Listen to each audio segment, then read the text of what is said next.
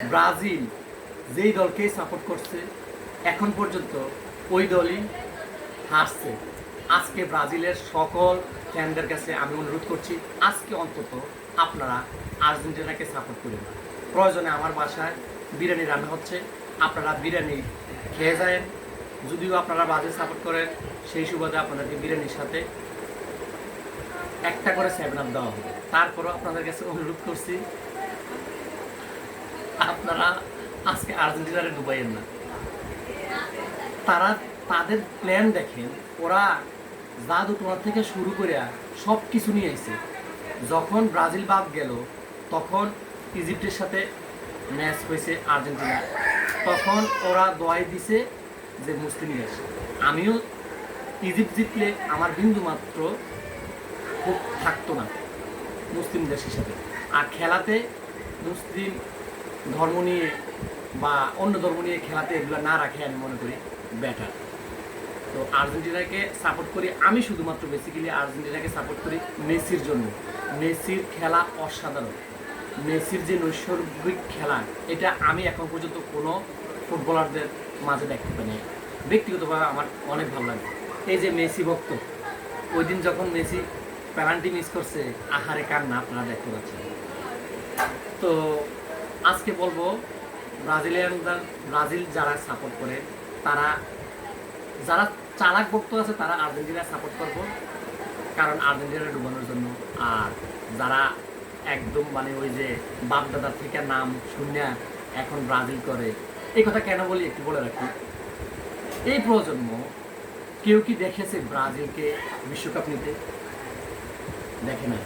তুমি দেখছো গতবার যে আর্জেন্টিনা চ্যাম্পিয়ন হয়েছে, খেয়াল আছে কে গোল দিছে ফাইনালে বলতো?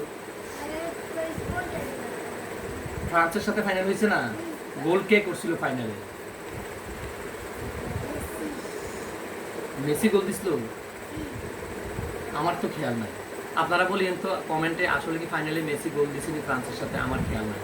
তো আসলে বড় কথা হচ্ছে যে এই ছোট্ট ওমরও দেখছে এই 2022 সালে আর্জেন্টিনা কাপ নিতে।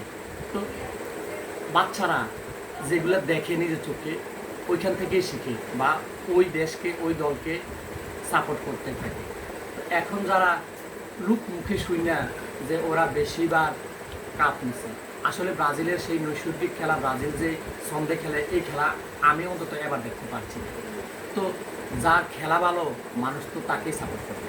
ভিডিওর শেষ অংশে আমি একটা কথা বলে রাখি, ইদানিং যে জিনিসটা নিয়ে খুব বেশি মাতামাতি হচ্ছে, যদিও এটা ফানি আমি জানি, গুগলে একটা দলের নাম লিখলে চোরের দল আসে। এটা কিভাবে সম্ভব? এ আইডিয়া কে বা কাহারা করছে? আসলে কোনো দল চোর না। ফিফার মতো এত বড় একটা সংস্থা, ইন্টারন্যাশনাল সংস্থা, আমার মনে হয় না যে কোনো দেশ এটাকে কিনতে পারবে টাকার বিনিময়ে।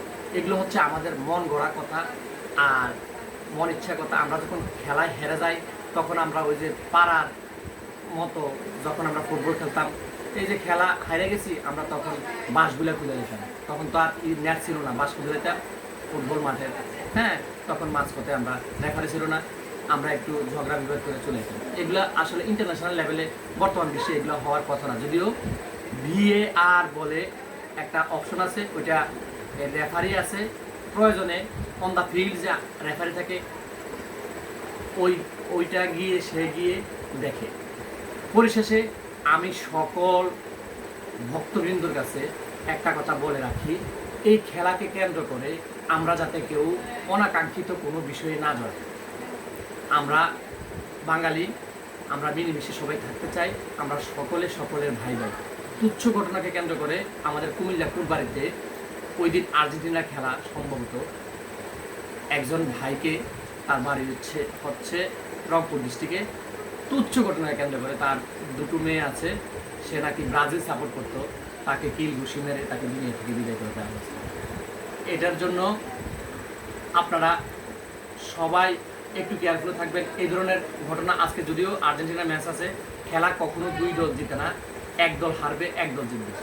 তো খেলা সবাই মিলেমিশে দেখবেন। দেখছেন আমার আগের ভিডিওগুলোতে আমি ব্রাজিলের সাথে বসে খেলা দেখছি, আমার হারকে হার মানার মন মানসিকতা আমার মধ্যে আছে। এটা সবার বিরুদ্ধে রাখুন। আর কথা নিয়ে কেউ তর্কে জড়াবেন না। খেলা হচ্ছে একটা ফানি গেম, খেলা হচ্ছে। আর আমরা খেলা আমাদের কোনো জাতিসত্তাও না, ফুটবল খেলা কারো কোনো জাতিসত্তা না, এটা নিয়ে কোনো বিভেদ ফ্যাসাদ না করে ভালো। আমরা সকলে মিলেমিশে থাকবো।